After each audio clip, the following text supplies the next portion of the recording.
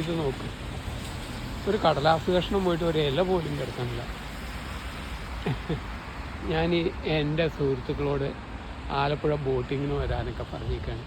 ഇത് കണ്ടിട്ട് വരുന്നവർക്ക്, ഇതിനുള്ളിൽ വീട്ടിൽ താമസിച്ച് വരുന്നവർക്ക് നാട്ടിലേത് കണ്ടിട്ട് എന്ത് തോന്നാനാണെന്ന് എനിക്ക് പറഞ്ഞുകൂടെ. ഞാൻ എന്നാലും തള്ളി മറിച്ച് വിട്ടിട്ടുണ്ട് അവരെ.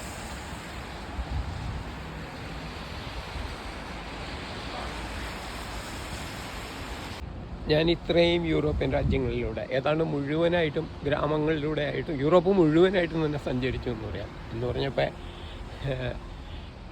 നമ്മുടെ പഞ്ചായത്തിൽ പോലും കാണാത്ത സ്ഥലമുണ്ട്, അർത്ഥത്തിലല്ല. എന്നാലും ഏതാണ്ട് എല്ലാ ഗ്രാമങ്ങളിലൂടെ ആളുകളുടെ വീടുകളിലൂടെയൊക്കെയാണല്ലോ സഞ്ചരിച്ചുകൊണ്ടിരിക്കുന്നത്. അപ്പോൾ പറയാമെന്ന് ഇതുവരെ ഒരൊറ്റ കൂറ്റം വീടുകളും കണ്ടിട്ടില്ല. ഞാൻ അന്വേഷിച്ചു ഇതിനെപ്പറ്റി. അപ്പോൾ നമ്മളുടെ വീടുകളിലേക്ക് നമ്മളുടെ ചുറ്റുവട്ടത്തെ സാധാരണ വീടുകളുടെ ഫോട്ടോ കാണിച്ചപ്പോൾ ഇവർ പലരും പറഞ്ഞു, ദിസ് ഈസ് മില്യനേഴ്സ് മാൻഷൻസ് എന്നൊക്കെയാണ് പറഞ്ഞത്. ഇവിടെ സൂപ്പർ റിച്ച് ഉണ്ടെങ്കിൽ അവർ ദുബായിലേക്കൊക്കെ മാറിയിട്ടുണ്ടാവും.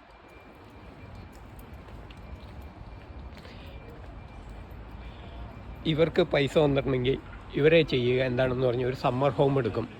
ഇവിടെ വിൻ്റർ വരുമ്പോൾ എവിടെയെങ്കിലും അവിടെ പോയി താമസിക്കുക, അല്ലെങ്കിൽ ഇവിടെ തന്നെ സമ്മറിൽ കുറേ കൂടി നല്ല മോണ്ടിനെഗ്രോ പോലുള്ള ഇടങ്ങളിൽ പോയിട്ട്, അല്ലെങ്കിൽ ഒരു കുഞ്ഞു ഫാം ഹൗസ് എടുക്കും. ഇതാണ് അവരുടെ പരിപാടി. അല്ലെങ്കിൽ രണ്ടാമത് അവർ ചെയ്യുക, കുറച്ചും കൂടി കാശുണ്ടെങ്കിൽ അവർ ചെയ്യുന്ന പരിപാടി ഇതാണ്. ഓരോ യോട്ട് വാടകയ്ക്കും, എന്നിട്ട് ഇതിലിങ്ങനെ യാത്ര പോയിക്കൊണ്ടിരിക്കും. ഇതാണ് ബില്യണേഴ്സിൻ്റെയൊക്കെ ഇവിടുത്തെ പരിപാടി. അല്ലാണ്ട് നമ്മളുടെ ഒരു വീടും നമ്മളാണ് ഇവരെക്കാൾ സമ്പന്നർ. എത്രയാ സ്വർണം നമ്മളുടെ കയ്യിലുള്ള, എത്രയാ ഇതുള്ളത്. ഭൂമിക്കൊക്കെ നമ്മുടെ നാട്ടിലെ വില ഭയങ്കരം. ഇവിടുത്തെ വിലയൊക്കെ വെച്ച് നോക്കുമ്പോൾ ഇതൊരു സമ്പന്നൻ്റെ വീടാണ്. ഇതിനകത്താണ് അവരുടെ സഞ്ചാരവും വീടും എല്ലാം.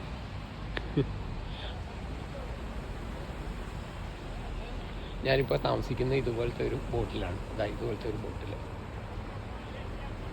എന്നെ ഒരു ദിവസത്തേക്കായിരുന്നു ബുക്ക് ചെയ്തത്. അത് കഴിഞ്ഞപ്പോൾ അവരെനിക്ക് ഒരു ദിവസം കൂടി ഫ്രീ ആയിട്ട് തന്നു.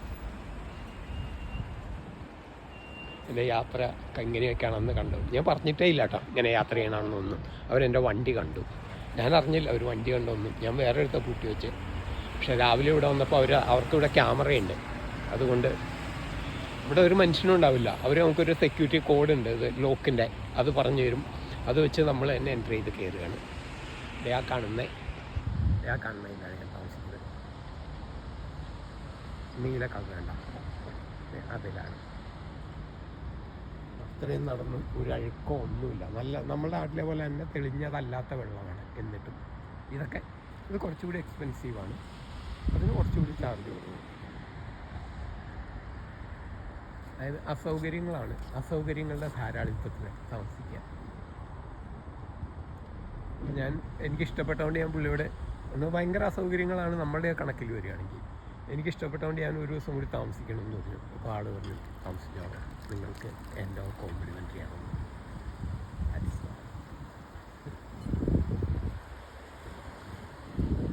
എത്രയാ സായിപ്പന്മാർ. ഇവരെയാണോ നിങ്ങൾ സ്വന്തം കാര്യം നോക്കിയതാണെന്ന് പറയുന്നത്? എനിക്ക് ഒരൊറ്റ പറയുന്നില്ല. കേൾക്കാനും മലയാളികളുണ്ട്. പോട്ടെ, എന്നെ സഹായിച്ചേക്കുന്നതും അവർ തന്നെയാണല്ലോ.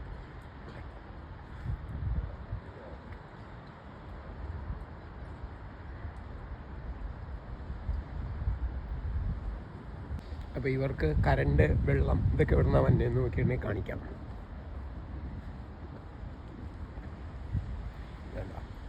ഇതൊക്കെ ഇത് കറണ്ടിൻ്റെ ഔട്ട്ലെറ്റുകളാണ്. ഇതിൽ നിന്ന് സപ്ലൈ ഉണ്ട്. താഴത്ത് കാണുന്ന വെള്ളത്തിൻ്റെ ഇതാണ്. അതിന് കളക്ട് ചെയ്ത് വെള്ളം അതിലേക്ക് എടുക്കുന്നു. ടോയ്ലറ്റ് ഇവിടെ വെള്ളത്തിലേക്കൊന്നും ഇടാൻ പറ്റില്ല. അതിന് വരണ്ട ഈ ബിൽഡിംഗ് കോംപ്ലക്സ് ഉണ്ട്. അതിനകത്ത് ടോയ്ലറ്റുകൾ, ലോണ്ട്രി എല്ലാം ഉണ്ട്, ഷവർ എല്ലാം നിറയുന്നുണ്ട്. അതിന് ഓരോ പാസ്വേഡ്. അത് വെച്ചിട്ട് കീ ഓപ്പൺ ആക്കും, എന്നിട്ട് നമുക്കത് ഉപയോഗിക്കാം.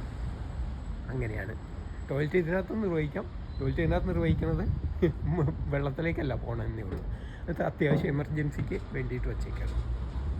അത് കളക്ട് ചെയ്ത് പിന്നീട് മാറ്റും. പരമാവധി ഇവിടെ പോയി ചെയ്യണം എന്നാണ് പറഞ്ഞേക്കുന്നത്.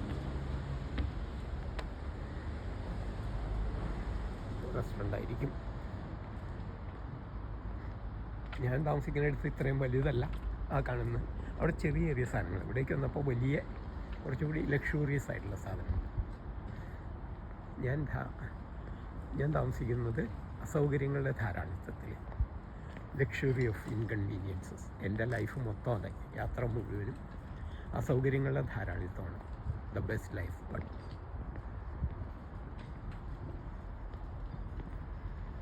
ഇതൊക്കെ നമ്മുടെ നാട്ടിൽ ആ ആലപ്പുഴയിൽ കൊണ്ടുവന്നതിന് ഇത്ര വൃത്തിയൊക്കെയായിട്ട്, വൃത്തിയും വെടിപ്പുമായിട്ടൊക്കെ വെച്ചാൽ മതി.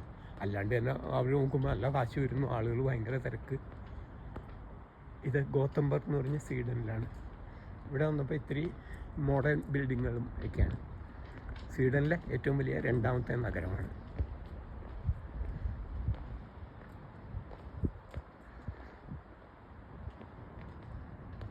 അതാ ഗോതംബർഗ്.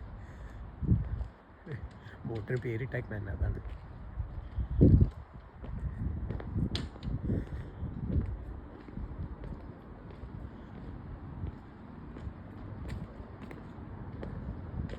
നല്ല തണുപ്പ്. ഞാൻ ഇത്രയും ജാക്കറ്റ് എടുത്തില്ല. ജാക്കറ്റൊക്കെ റൂമിലിരിക്കുക. റൂമിൽ മീൻസ് ബോട്ടിൽ തണുത്തിട്ടില്ല.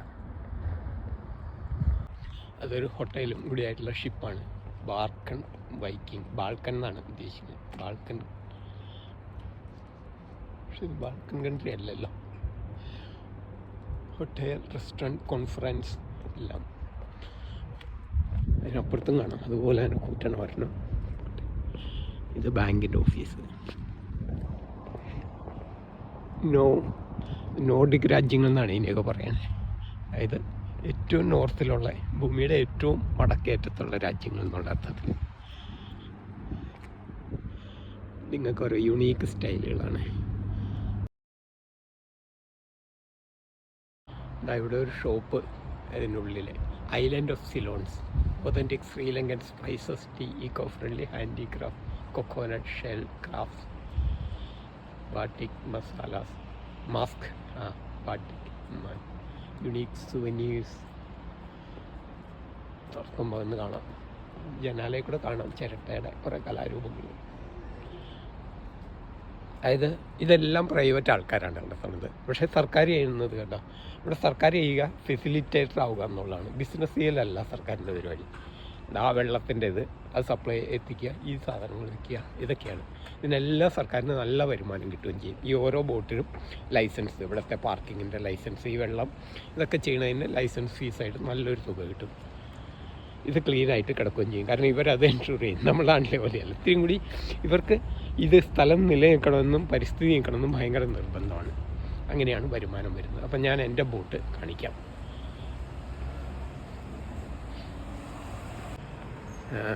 ഇത് കുറേ കൂടി മോഡേൺ സിറ്റി ആയിട്ട്, മോഡേൺ കൺസ്ട്രക്ഷൻ നടന്നുകൊണ്ടിരിക്കുകയാണ്. അങ്ങനെയാണ് മാറ്റി വയ്ക്കുന്നത് ഇതിനെ എല്ലാം. അതുകൊണ്ട് നടക്കലൊക്കെ ഭയങ്കര ബുദ്ധിമുട്ടാണ്. ഒരുപാട് കെട്ടിടങ്ങൾ വരുന്നു. അത് നോർഡിക് പാർക്ക്, ഇവിടുത്തെ ഏറ്റവും വലിയ ഷോപ്പിംഗ് കോംപ്ലക്സാണ്. നടക്കണ വഴിയുണ്ട മരത്തിലാണ് ചെയ്തേക്കുന്നത്.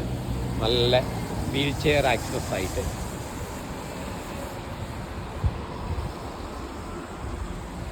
സമ്പന്ന രാജ്യത്ത് ബൈക്കുകൾ കൊണ്ടുണ്ടോ, സാധനങ്ങൾ കൊണ്ടുപോകാൻ വരെ കണ്ടില്ലേ. അത് ചെറിയ ഇലക്ട്രിക് ആണ്, ബാറ്ററി അസിസ്റ്റഡ്, പക്ഷേ പെഡലുമാണ്. Hi, have a nice day. എന്തൊരു ഫ്രണ്ട്ലിയാണ് നോക്കി. അത് ഞാനിപ്പോൾ വെറുതെ നടക്കുക, എന്നിട്ട് എന്നെ കണ്ട് കൈ വീശുന്നവർ. അവിടെ ഒരു പടമൊക്കെ വരച്ച്, ഒരു കണ്ണിൻ്റെ പടമാണ്.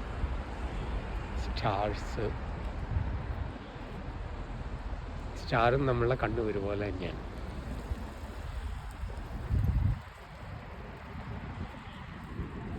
ആ നീലയാണ് എൻ്റെ ബോട്ട്. ഞാൻ അങ്ങോട്ട് നീങ്ങാം. അവിടെയൊക്കെ സ്കാനർ വെച്ചിട്ടുണ്ട്, നിങ്ങൾക്ക് അങ്ങനെ ബുക്ക് ചെയ്യാം. ഇല്ലെങ്കിൽ ഓൺലൈനിൽ വേറെ സെർച്ച് ചെയ്താൽ കിട്ടും. ഈ കാണുന്ന നീല, അതാണ് ഞാൻ താമസിക്കുന്ന ബോട്ട്. Balcony, deck ഫ്രണ്ടിലുണ്ട്.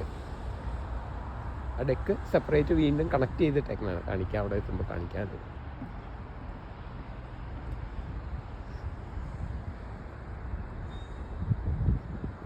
ഡെക്കും ഫ്ലോട്ടിങ് തന്നെയായിട്ട്. ഡെക്ക് വേറെ വേണ്ട, കയറിട്ടിട്ട് അതിൽ കെട്ടി വെച്ചേക്കണം. അപ്പോൾ ഡോറിൽ നിന്ന് കയറുന്നു, കുട്ടികളൊക്കെ ഉണ്ടെങ്കിൽ ഒന്ന് സൂക്ഷിക്കണം, അതിൻ്റെ ഇടയിൽ കൂടെ പോകും. അതിലേക്ക് വെച്ചേക്കും. ഭയങ്കര മനോഹരമായൊരു ബാൽക്കണി ആയിരിക്കില്ലേ. Wind turbine.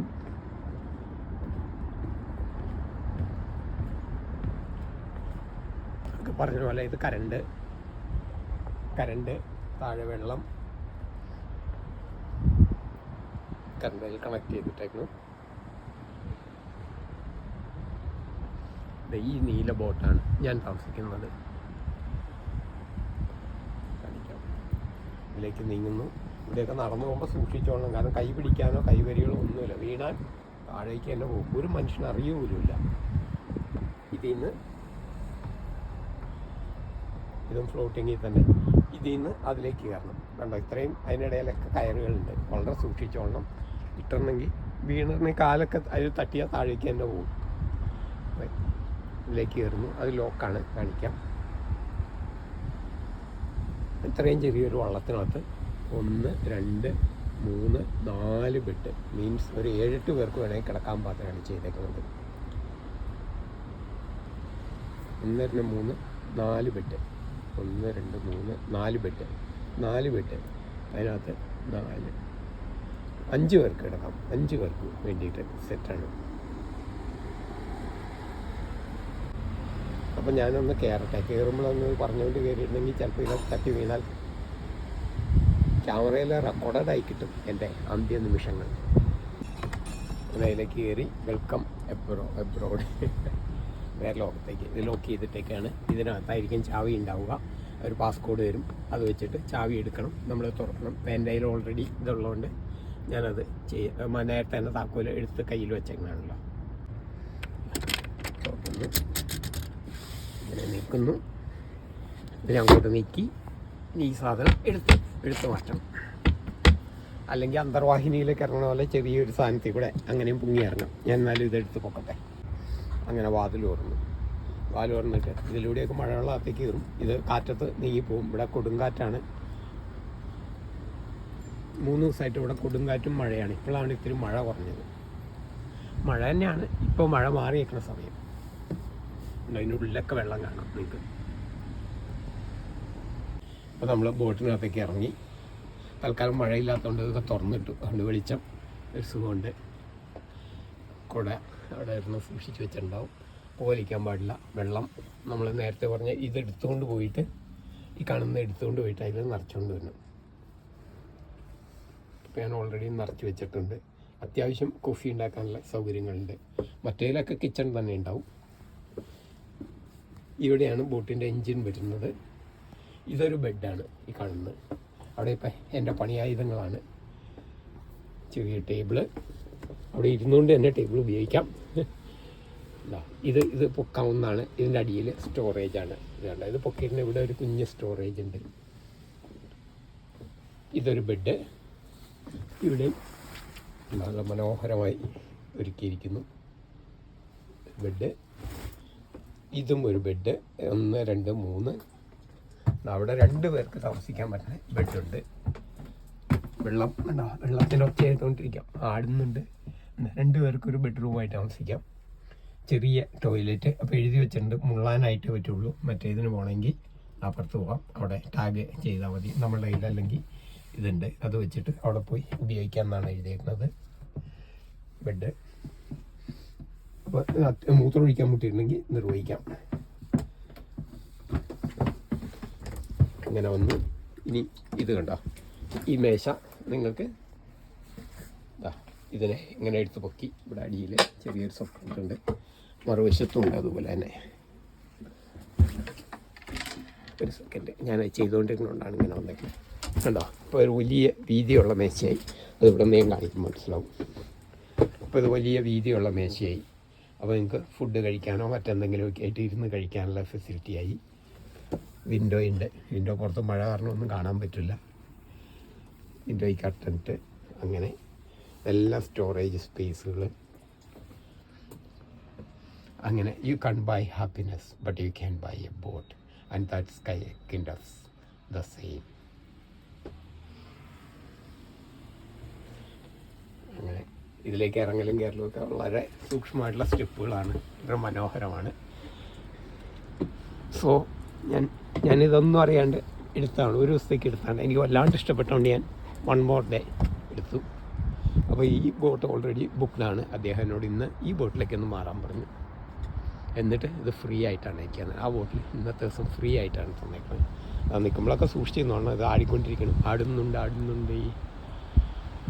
അപ്പോൾ എന്നോട് ഈ ഷീറ്റെല്ലാം എടുത്ത് അവിടെ പോയി ഫ്രീ ആയിട്ട് തങ്ങിക്കൊള്ളണം. അവിടെ ഒരാളുണ്ട്, ഒരു ഫാമിലി ഉണ്ട്, ഹംഗറിയിൽ നിന്ന് വന്നവർ.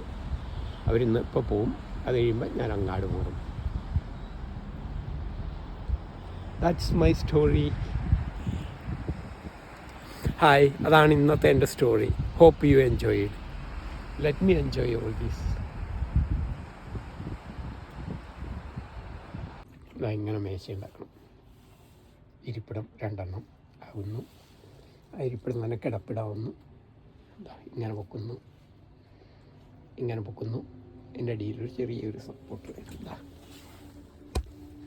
നമുക്കറിയാവുന്ന തന്നെ ഇത് വയ്ക്കുന്നു. അത് സപ്പോർട്ടായിട്ട് വരും. അപ്പുറത്തും ഇത്രയേ ഉള്ളൂ.